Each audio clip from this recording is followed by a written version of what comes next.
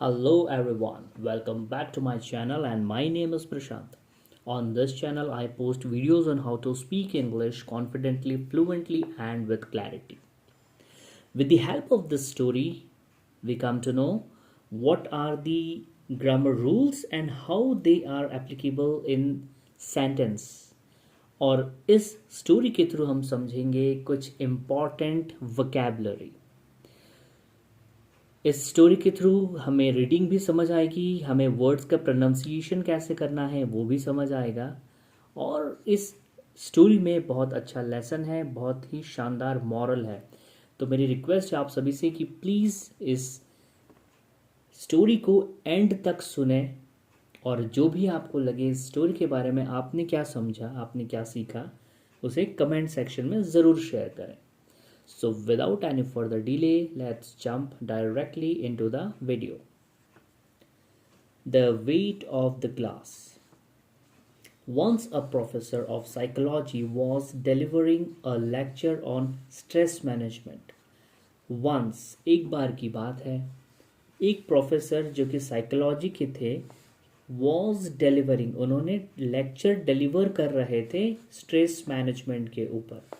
was delivering ये है was के साथ verb में ing, it means past continuous tense। क्या कर रहे थे वो? स्ट्रेस मैनेजमेंट के ऊपर एक बार वो लेक्चर डिलीवर कर रहे थे। The auditorium was filled with students.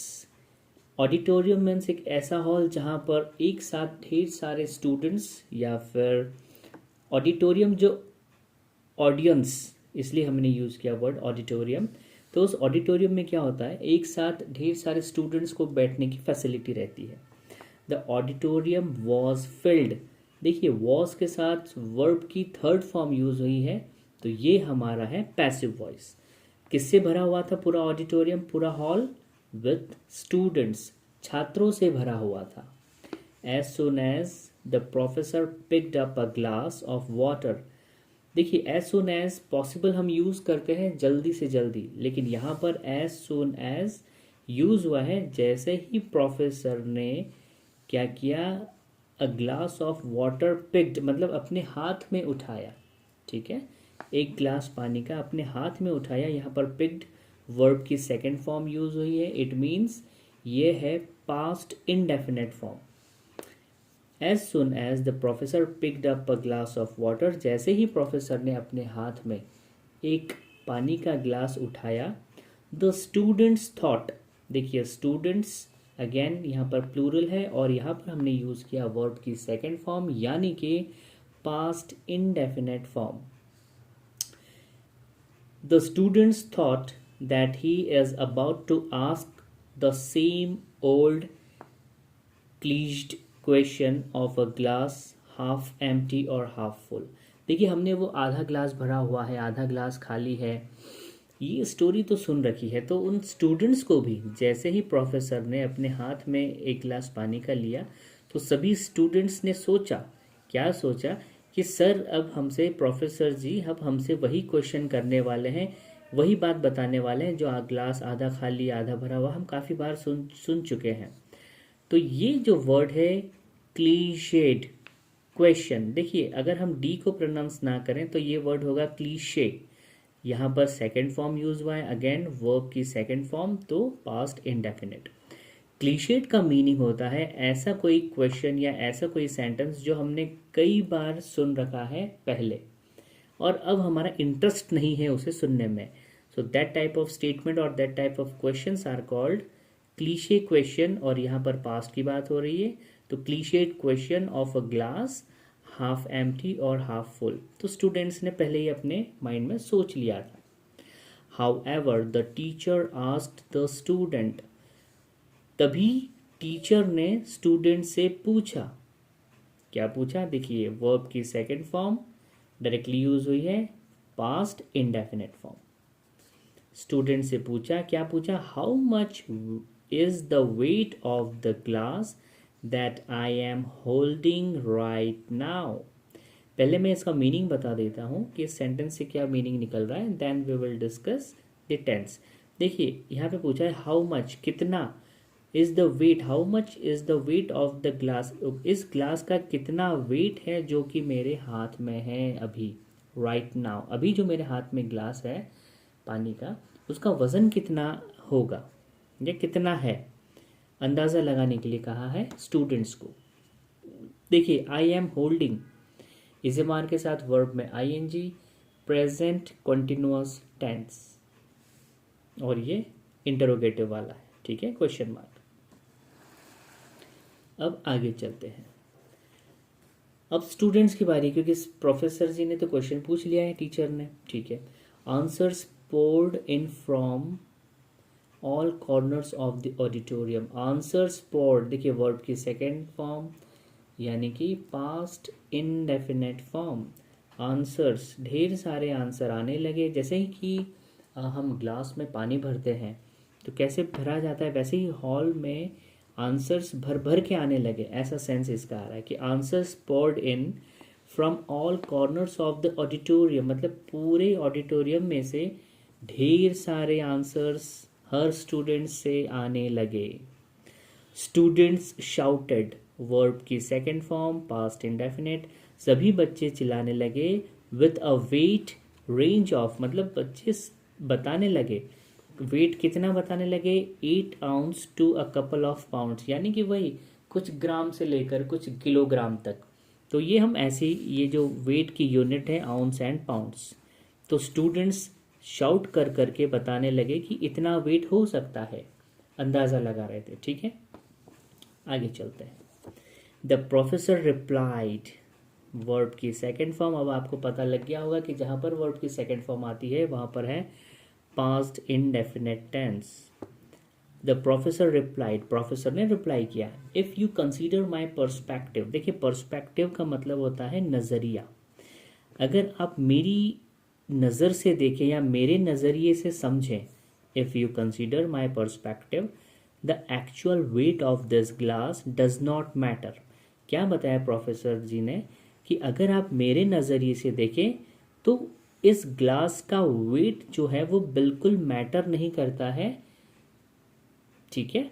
What matters is the time for which I can hold the glass, देखिए कितनी शानदार बात कही मिस्टर प्रोफेसर जी ने, कि the professor replied, if you consider my perspective the actual wait of the this glass does not matter, देखिए glass का wait matter नहीं करता है, मैटर ये करता है कि उस ग्लास को मैंने कितने वक्त तक अपने हाथों में होल्ड करके रखा है, यानी कि हाथों में पकड़े रखा है। आगे चलते हैं, इफ़ आई कैरी, देखिए कल की स्टोरी में हमने देखा था कि वो जो लेडी थी वो कैरी करती है अपने साथ टर्टल्स, यहाँ पर इफ़ आई कैरी, तो कैरी का मतलब आप समझ गए हैं, अपने साथ लिए हुए। If I carry it for a minute the time is fair, अब प्रोफेसर जी बता रहे हैं कि अगर मैंने उस ग्लास को 1 मिनट के लिए अपने हाथ में रखा तब तो कोई इशू नहीं है, चल जाएगा, द टाइम इज़ फेयर, ठीक है, फेयर टाइम है, इतना तो चलेगा।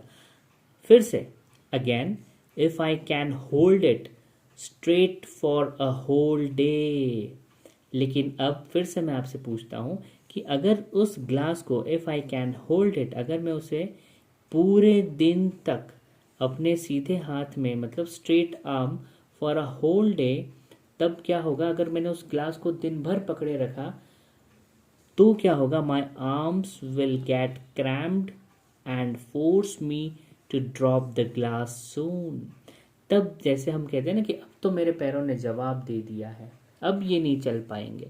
In the same way my arms will get crammed, मेरे आर्म्स में क्रैम्प आने लगेंगे, मतलब कि अकड़ जाएगा, और मुझे फोर्स करेगा, मतलब कि मेरा हाथ बोलेगा कि अब तो इस ग्लास को जल्दी से जल्दी नीचे रख दिया जाए। My arms will get cramped and force me to drop the glass soon. Will के साथ verb की first form, future indefinite tense. आगे चलते हैं, देखिए बहुत इंटरेस्टिंग अब एंड आने वाला है स्टोरी का। द होल क्लास एग्रीड, पूरी क्लास ने प्रोफेसर की बात से एग्री किया, मतलब सहमति दी। द होल क्लास एग्रीड, अब आप समझ गए, एग्री एग्रीड एग्रीड, ये वर्ब की सेकेंड फॉर्म है, it means past indefinite tense.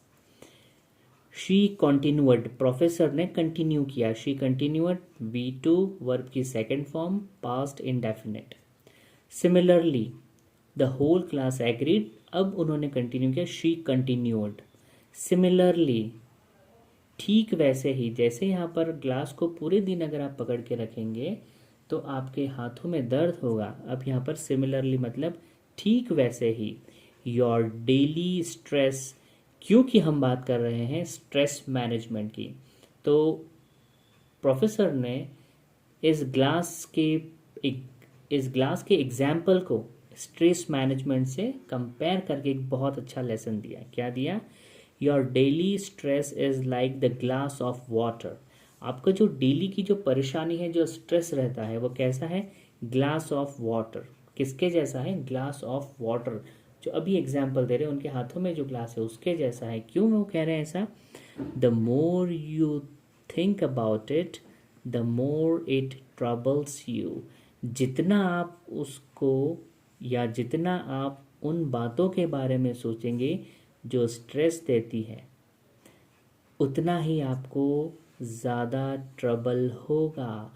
It means कि जितना ज़्यादा आपका ब्रेन ऐसी बातों को होल्ड करके रखेगा, उतना ही वेट आपको उसका ज़्यादा लगेगा। तो जितनी जल्दी आप ऐसी बातों को छोड़ देते हैं, जैसे कि ग्लास को रख दिया तो हमारा हाथ रिलैक्स हो गया, इन द सेम वे ऐसी बातें जो हमें स्ट्रेस देती हैं, उनको जितनी जल्दी हम माइंड से निकाल करके या उन्हें छोड़ दें, the more it troubles you, तो वो जितनी ट्रबल माइंड में रखने से होती है, उससे कम ट्रबल होगी जब हम उन्हें साइड में कर देंगे। जैसे कि ग्लास को जो प्रोफेसर है उन्होंने कहा कि अगर 1 मिनट के लिए मेरे हाथ में रहेगा तो इतना वेट मुझे नहीं लगेगा, लेकिन वही ग्लास फुल डे के लिए मेरे हाथ में रखा जाए तो मेरे हाथ में पेन होगा। इन द सेम वे अगर ऐसी स्ट्रेस वाली बातें जो भी हमें परेशान कर रही है, ऐसी बातें अगर फुल डे हमारे ब्रेन में रहेगी, वो ज़्यादा ट्रबल्स क्रिएट करेगी। इसलिए जितना जल्दी हो सके उन्हें हमें छोड़ देना चाहिए। अब आते हैं इस स्टोरी के क्लाइमैक्स मॉरल पे। At the end of the story क्या है moral? Let go of your stress. कैसे जाने दें? आपकी जो बातें आपको परेशान करती हैं उन्हें जाने दें। Do not carry your burden all day. ये जो ऐसी बातों का जो बर्डन है, जो वज़न है, पूरे दिन तक के कैरी करके मत रखें। लीव ईच मोमेंट, हर पल को, हर क्षण को बहुत अच्छे से एंजॉय करें और हर क्षण को जिए। कितना शानदार लेसन इस स्टोरी से प्रोफेसर ने एक्सप्लेन किया और कितना अच्छा एग्जाम्पल दिया अ ग्लास ऑफ वाटर, और उसे कंपेयर किया स्ट्रेस के साथ। तो आप सभी बताइएगा आप सभी को कैसी लगी स्टोरी, और इसके अंदर जो ग्रामर के रूल्स हैं वो, और जितने भी वर्ड्स और उनके मीनिंग्स हमने कवर किए हैं वो, राइट। अभी तक आपने इस चैनल को सब्सक्राइब नहीं किया है तो please I request you all to please subscribe to this channel and hit the bell icon. See you in the next video with same energy, enthusiasm, and with another interesting story. Till then, bye bye, take care.